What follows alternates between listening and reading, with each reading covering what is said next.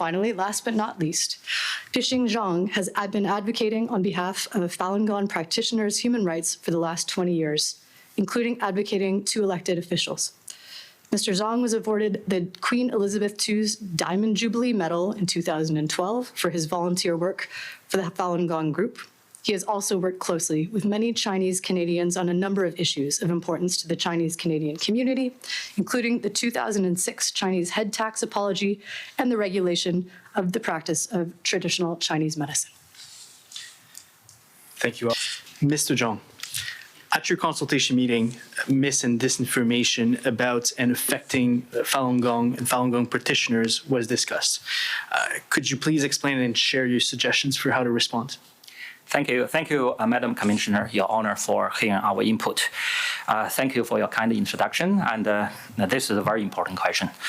I definitely would like to share my observations on the impact of the Chinese Communist Party, CCP's disinformation based on my experiences, mainly in the political arena. A little bit of background here. Since 1999, the CCP has conducted a large-scale propaganda and disinformation campaign to portray Falun Gong as dangerous and political, justifying its persecution and misleading the public, including in Canada.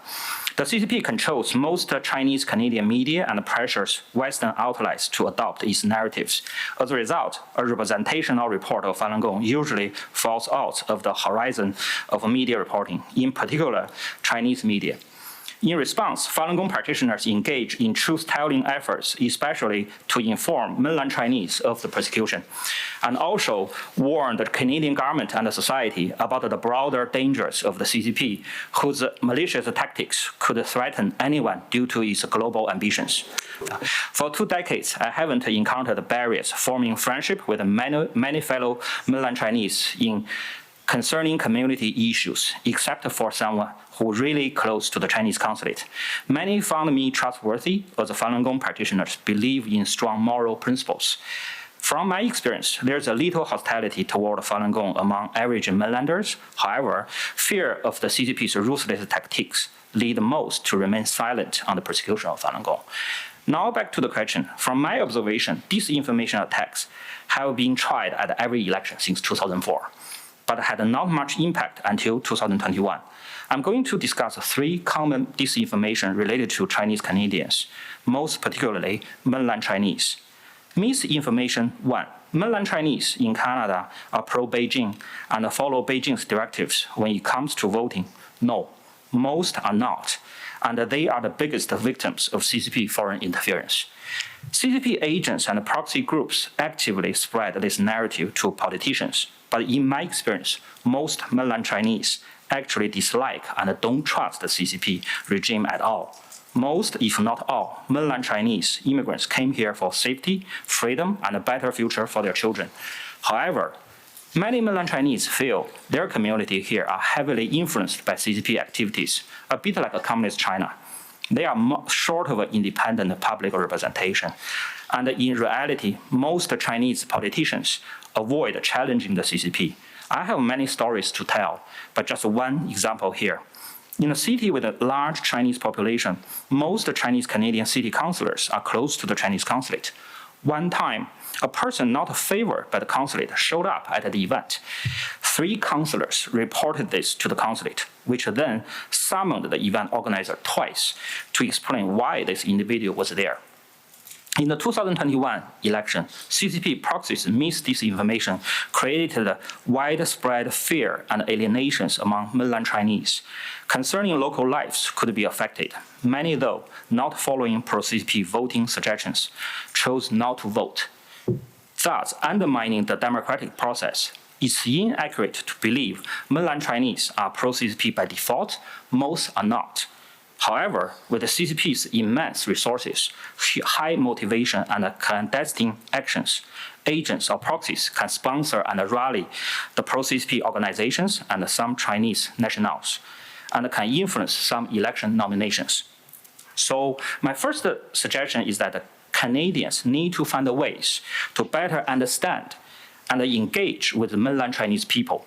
They are the victims, not the accomplices. While some individuals act as agents for CCP due to greed or fear, the silent majority are not CCP followers. most mainland Chinese are just cannot open express opposition about the CCP. So misinformation 2, supporting Falun Gong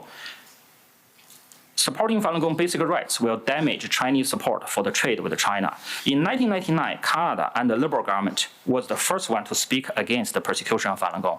There have been many politicians from all parties spoke out to support Falun Gong community in their fight for human rights.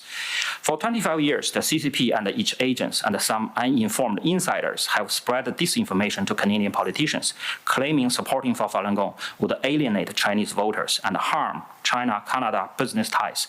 That is a groundless false claim. In Harper's time, he and some cabinet ministers like Kenny were very vocal in China's human rights abuses and support strongly the basic rights of Falun Gong community. Despite targeting Harper as anti-China, anti-Chinese, or Falun Gong supporters, these efforts had little negative impact on Chinese voters. It did not hurt our trade with China either. Chinese voted according to their concerns, more over issues that affect their lives, such as the children's education or drug safety, etc. While these attacks and rumors did not sway Chinese voters, they did influence the extent some politicians' support for the basic rights of Falun Gong. These politicians fall into the hands of CCP's manipulation. When politicians under CCP influence defamed our group within their own party, things get worse.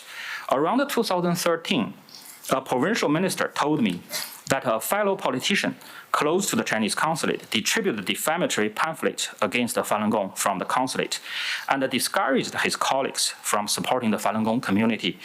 Because of his high position and strong fundraising abilities for politicians, many followed his lead. After Prime Minister Trudeau took office, this pro-Beijing figure also pressured the PMO not to support Falun Gong. Another politician from a different party close to the consulate similarly urged colleagues to withdraw their support for Falun Gong. This has weakened our government's protection of Falun Gong community, contrasting with the strong public support from US, both during the Trump and the current Biden administrations. My suggestion here is for our politicians and the governments not to be misled by the CCP's disinformation and manipulations. Be alert to the Chinese agents and those compromised politicians when they spread narratives on behalf of the CCP interest. They need to have the courage and the integrity to stand up for principles and values.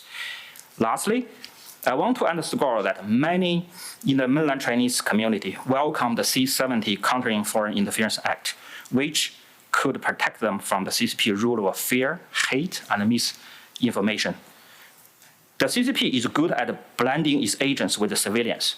It's a guerrilla warfare. The act can empower the Chinese community, especially business people, to resist CCP coercion to work for them. However, many mainlanders still are wondering how serious our government really is about enforcing the C-70 Act, rather than just putting on a show for the public. So this leads to my third suggestion. Let actions speak louder. Regulation is a very important next step.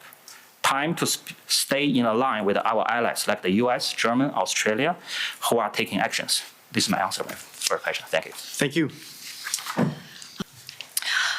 Mr. Zhang, at your consultation meeting, attendees discussed strengthening the Canadian government's response to foreign interference. Please share your suggestions on this topic. Thank you. I have a few more suggestions here.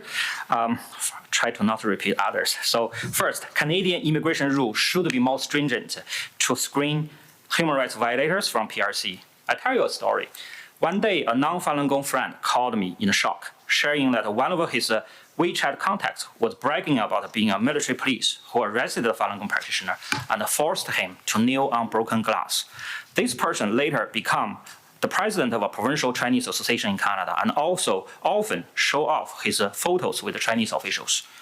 We should not welcome individuals who have persecuted Falun Gong or other innocent groups into Canada, such as 16 office members, doctors participated in forced organ harvesting, police officers, military personnel, or propaganda officials et al. Once these individuals become residents or citizens in Canada, they can easily become forced to work with the CCP in Canada to conduct foreign interference and transnational repression. Second, we should educate our government officials to counteract foreign interference and transnational repression. A few points here.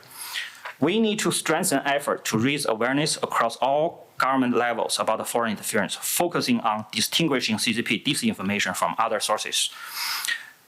We need to educate officials and the public on CCP propaganda targeting Western democratic values and vulnerable groups.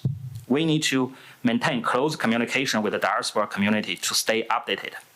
We need to take concrete actions to limit the spread of disinformation, including investigating and restricting CCP-funded media in Canada. Immediate action is needed to counter CCP attacks, particularly against Falun Gong, through investigation and deterrence measures. So my final remark is due to the PRC aggressive foreign interference using proxy organizations and Chinese nationals to influence Canadian politics and suppress dissident voices, our government must be more proactive in protecting the Chinese community, including Falun Gong and other affected diaspora groups. These are my recommendations. Commissioner, thank you, and thank you for your and your team's great work. We're looking forward to having your final report.